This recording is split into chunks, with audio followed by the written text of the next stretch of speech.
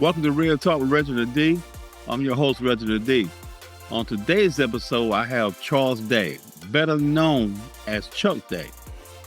He's overcome adversity, drug addiction, and walked in faith, and is the owner and CEO of Powerhouse Recovery in Cincinnati, Ohio. Welcome to the show, Chuck. Thank you. Thank you for having me. Thank you for inviting me out. I've been anticipating this moment all week. My Sure. pleasure. Yes, sir. Likewise, likewise. So, Chuck, tell us a little bit about you. Where did you grow up and your upbringing? Ooh, my upbringing was it was a family of five.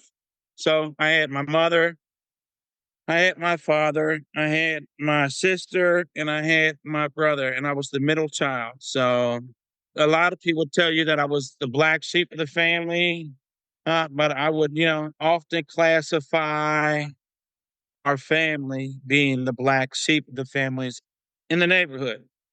Besides my dad, he ended up, pulling it together and doing a lot. But my upbringings were, lower class, poor, growing up in a trailer park. My mother, my father, they separated at the age of 8. My mom, she was an alcoholic.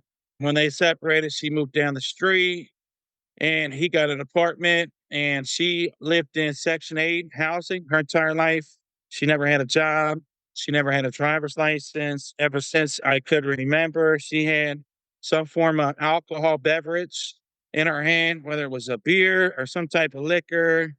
And when I was 8, her and my dad, they were fighting over the fact that she couldn't quit. He sold drugs. She ended up stopped selling drugs because he realized he had to be the responsible one for the family. And she would cheat on him, bringing multiple guys. And one time I even seen her have a boyfriend over, and my dad showed up from work and they got in a fist fight. He broke his wrist over over his face, and then threw this guy outside, out the front door. And the next day, that same guy came back and my dad was at work again. So there was a point where my dad, wanted to be traditional and keep the family together, but there was only so much verbal abuse that he could take, even like, physical abuse. She tried to stab me with a butter knife one time. And he ended up, having to make a decision. He grew up Catholic, so he thought, through his religion, the way he thought, like regardless of what was going on, he was supposed to keep the family together. But eventually, enough was enough, and he had to do what he had to do. He stepped away from that relationship. He got custody of me and my sister, and my brother was still there at my mother's house. He was the youngest one of all of us, and we didn't know why he didn't take him. And he was like, "Well, your mom's going to mess up." And he called it. He was able to predict the future. And he said, "It's just a matter of time before I get my son, your brother." And shortly after that, he got a phone call from the cops. And my mom was found in the trailer, passed out, beer cans all over the place. And that's when they said, "Will you take Tyler too?" And he ended up raising all three of us, ended up being at a position where he had to work late hours to be able to pay the bills, keep food on the table. And at that point, I was, thinking of ways where I could be of help in the family. So I got involved in the street life very young, selling drugs, doing drugs, hanging out with people that were commit crimes. I started, getting in trouble myself, up in and out of 2020, which is juvenile jail. And I think I started selling crack cocaine right when I was like 12, 13. I remember vividly, I was selling marijuana and then right shortly after started selling crack cocaine. And I was back and forth from my mom's house and my dad's house.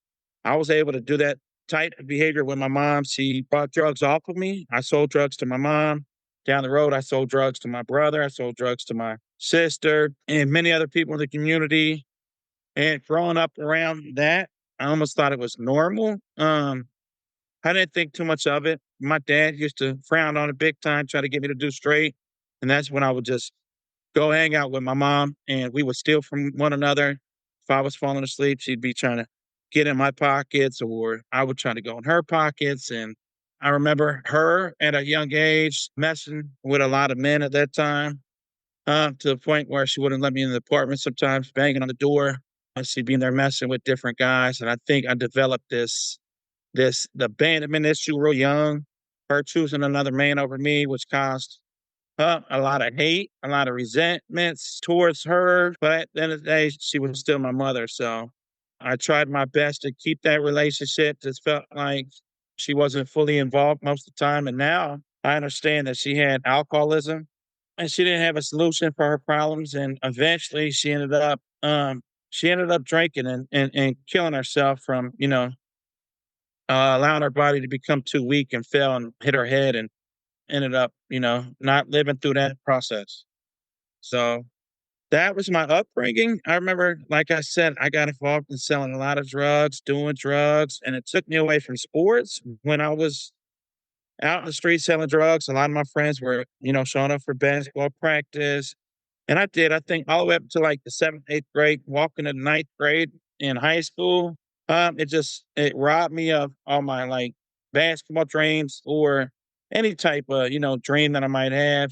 Because when you're 14, 15, and you think ways to be able to provide money for your family, there's not a lot of job opportunities out there that's going to hire you on where you can make, money or at least enough money to be able to help your brother and sister, your father out. So I was, that person that was selling drugs day in, day out, taking drugs to school, doing drugs at school. And eventually, when I was like 16, 17, I was charged with trafficking in the school zone and possession in the school zone. And I was incarcerated. And my friend, he ended up getting incarcerated too. He was a adult at the time because I always hung out with older people. And we ended up, facing the consequences because of that.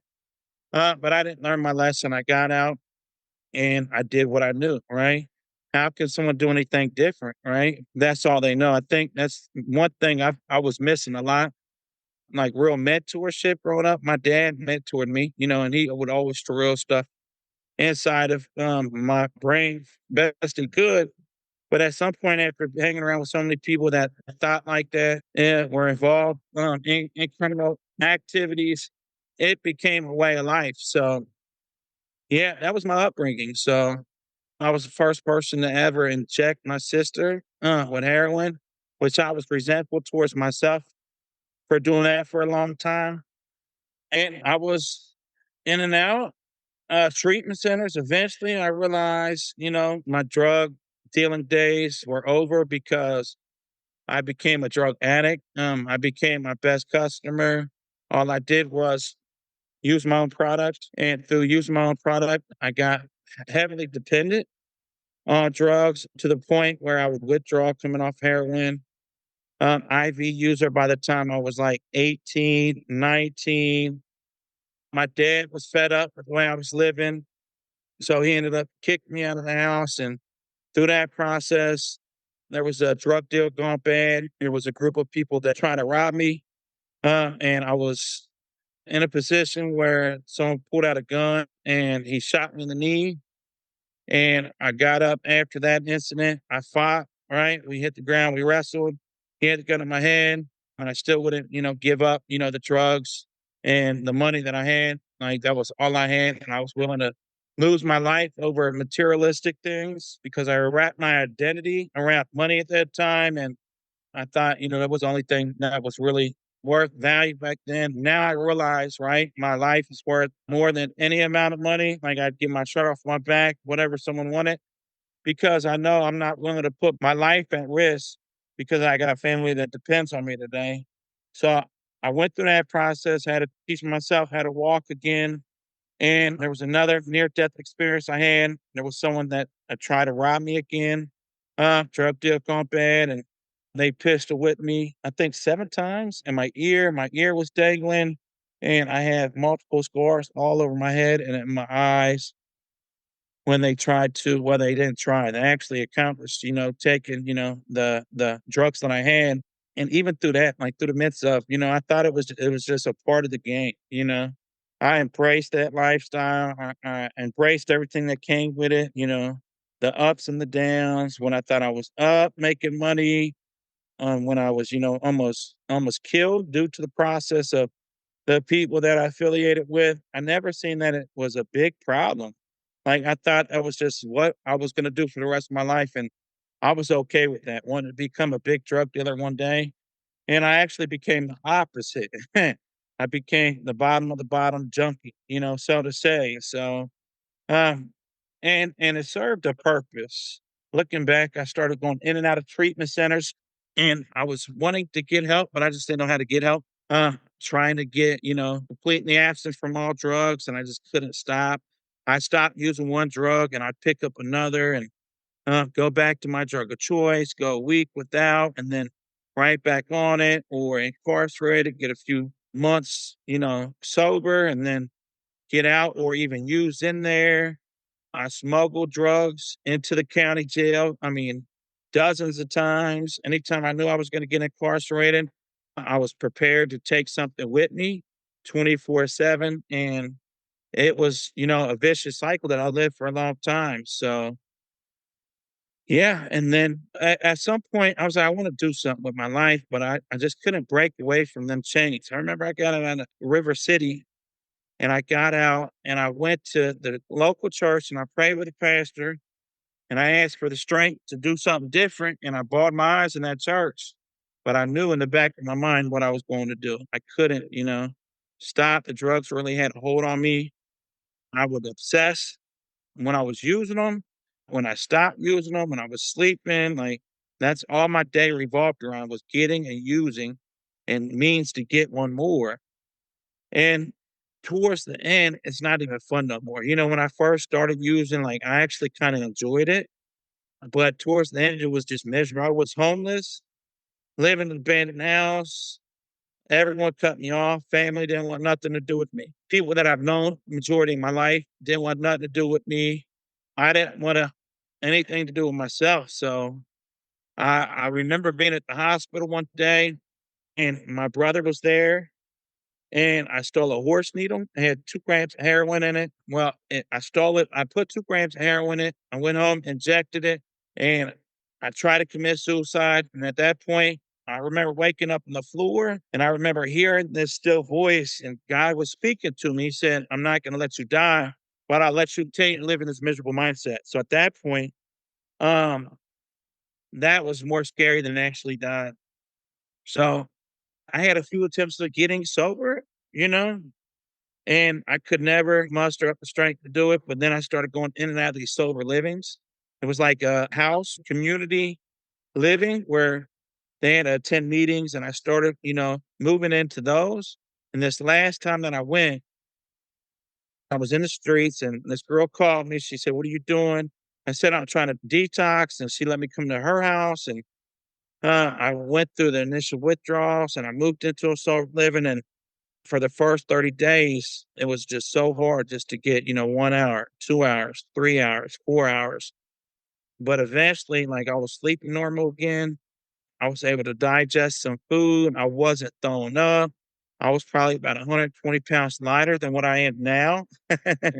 So, I mean, you could tell the difference. I got a little weight on me now, and like I knew there was a way out because I've seen other people do it, right? And I was able to actually see the glimpse of hope through people I knew.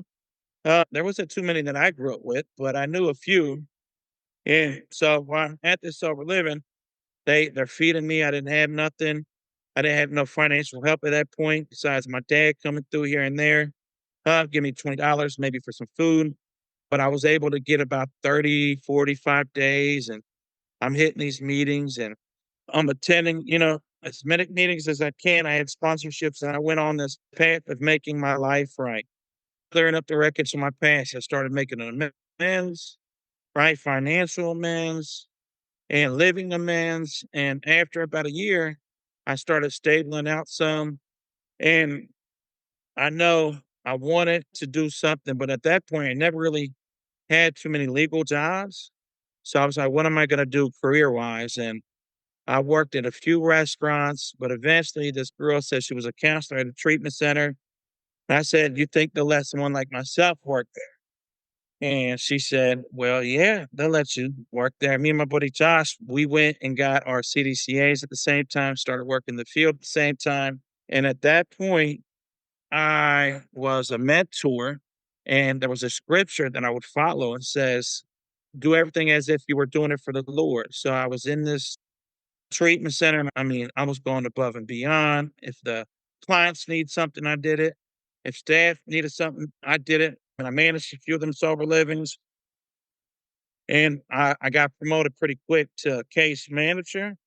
And here I am, next to like all these people with college degrees. And I'm sitting in treatment teams and they're valuing my opinion and my insight. And then I had a dream that I wanted to open my sober living, right? My own.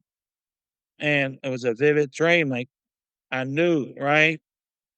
That's exactly what I was supposed to be doing, but I didn't know how I was going to do that. But I was able to save up some money, opened up my first sober living. I moved into that sober living, and it was some of the best days of my life. I got to mentor a lot of guys. I got to help a lot of people come off the streets. A lot of people get jobs. A lot of people reunited with their family. People find a real purpose in their life. So I was just astonished, how God was showing up and showing out in my life. So it was pretty amazing to be able to see the fruits, of my labor. So I was just, proud of the journey, proud of the men that I was mentoring. And that sober living, one sober living turned into two sober livings, three sober livings, four sober livings, five sober livings, six sober livings. I just did a contract today to purchase a seventh. And 2 years ago, I opened a treatment center.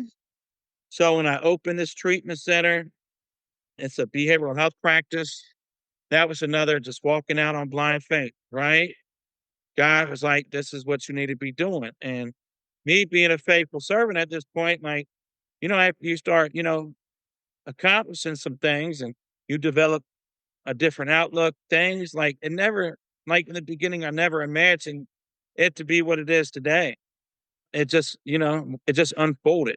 Like, and I kept walking out in faith and it kept growing. And so we opened this treatment center and it was pretty brutal for the first 5 years. They say the first 5 years of business is extremely brutal. I did almost every position in that time frame. And I got to the point where I would fire myself and hire someone else and then focus on what was taking up most of my time. And I would really understand how important one task was and laser focus all my attention to it until it took up too much time. Then I'd hire and fire myself again.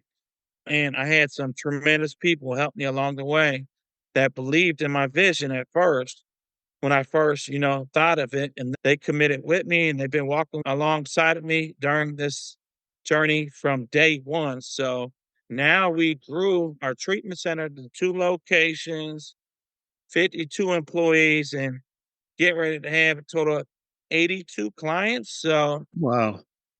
yeah, it's been an adventure, a roller coaster. So, ups and downs, a lot of pressure, a lot of stress, a lot of not knowing, right? Seeking and finding the information and then applying it, running into walls, getting a lot of no's and not being able to sleep and still waking up and throwing on my jeans and putting one leg in one side and one leg in the other and telling myself that my faith was unshakable. Like this is God's destiny. And been walking in and out ever since.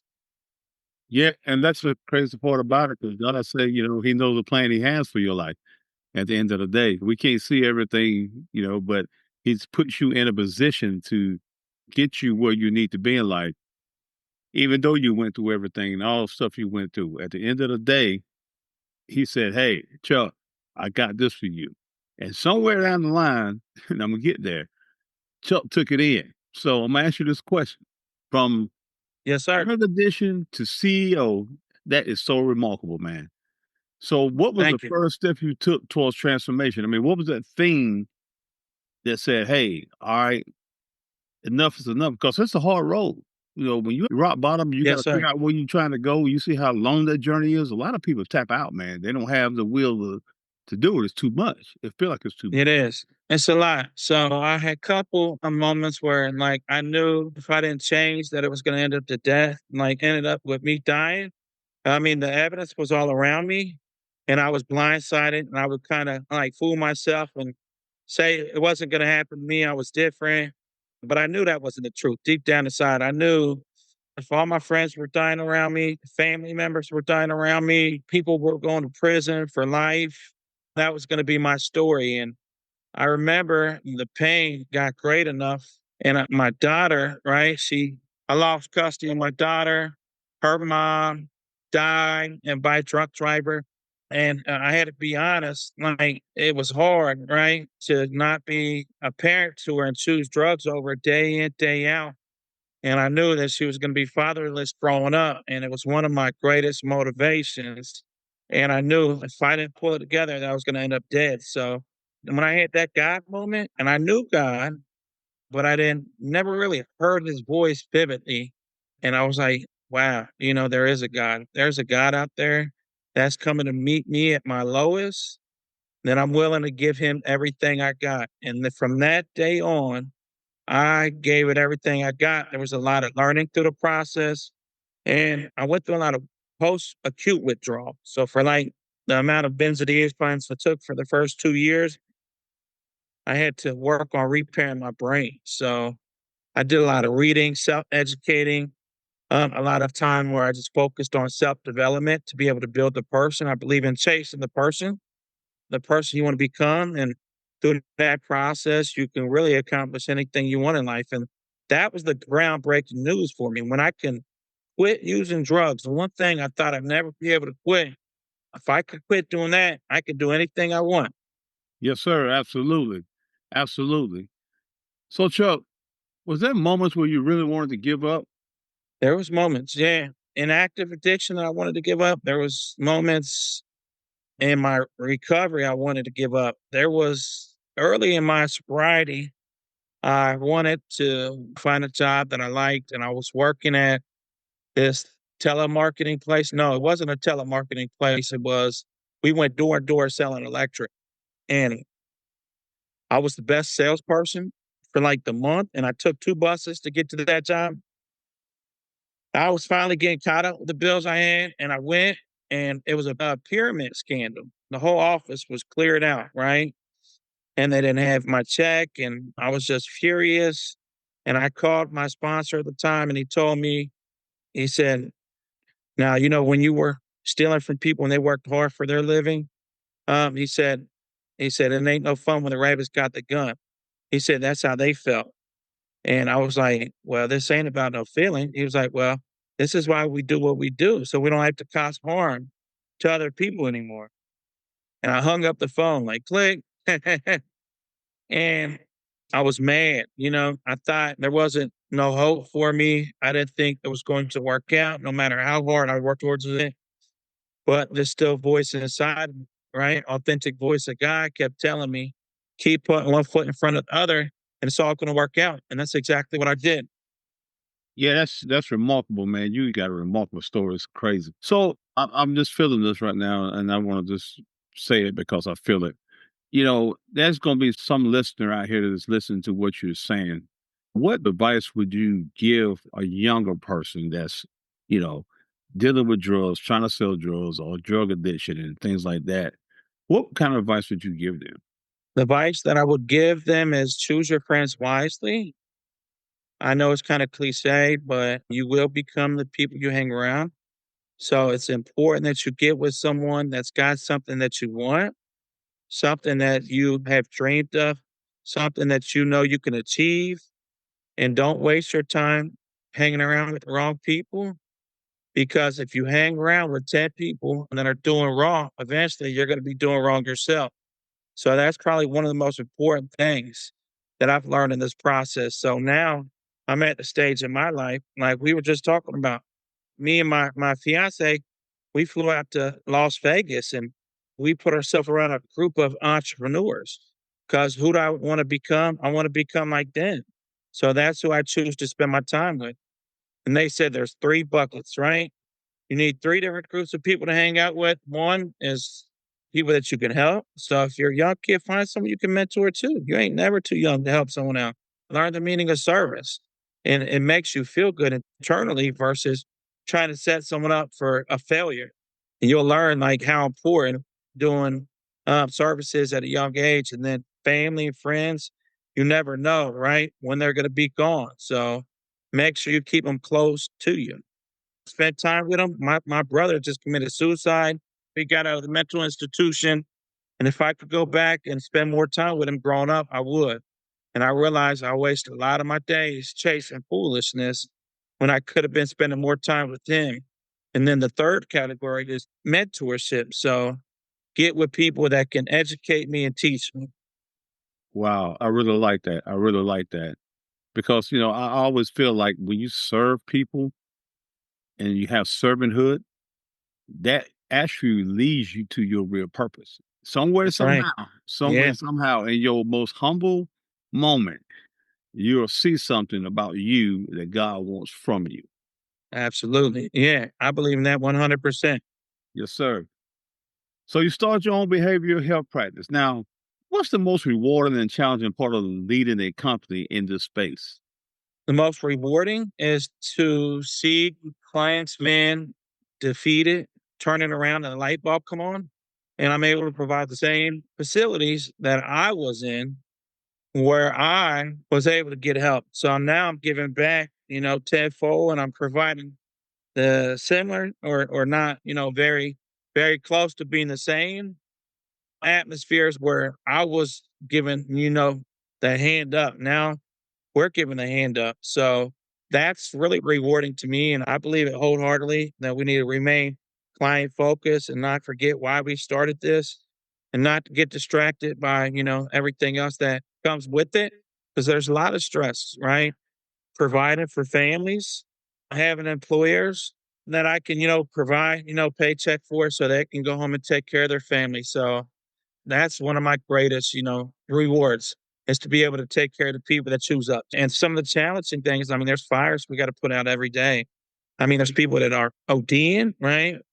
And you got to have them uncomfortable conversations with their mom, and it's heartbreaking. You got to have employees that you got to let go, that you develop relationships with because they no longer align with the vision. So a lot of challenging decisions, tough calls, but I believe if you walk out in integrity, it's going to continue to work. And I think you remember what the most important need is, and that's providing an atmosphere of recovery so these individuals can come and work on their mental health, their skill building skills, and their underlying issues that you're going to be able to give them the key to unlock, doors that no man can shut. Yeah, you said something that was really important that I always live by. You said, remember why you started. Yes, If sir. remember why you started, that will get you to where you Eh, need to go. Yeah, sometimes I get so like day to day operating, like it slips my mind, like why we open the doors in the very beginning, and then I got to reflect, like, and it gets me in a good mood when I take a second to meditate, reflect, and realize, right, this is what we're doing, and we're making an impact. So expect for the devil to throw some fire darts towards you, to try to prevent you. It's almost like you're at war sometimes because you're going through so much with so many different personalities, so many regulations, so many staff members needing this, needing that, so many maintenance calls. But then you get to see that one client with a smile on his face because he gets a visit with his mother that he ain't seen forever. And it's like, that's why.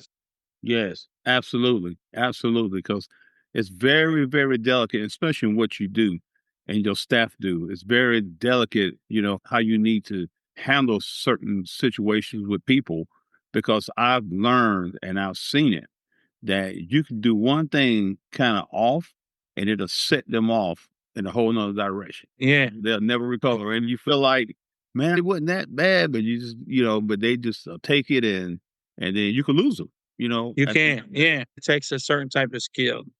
yes. Yes, it does, man. Using your discernment. That discernment, I feel like God giving you a real deep discernment. So know when to listen, when to talk, when the door is open to be able to address like something that needs to be talked about. Just that moment, like to be able to know the temperature in the room, know when the mood's going to be receptive, learn to roll with the resistance, learn to hold people accountable when it's time to hold them accountable. And it comes with experience. Yeah. Yeah. And it's leadership also.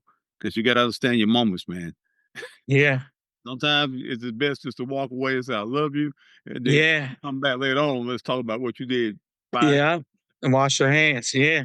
Right. I've had a lot of the moments like, okay, if they don't want help, they don't want help. Right. Exactly.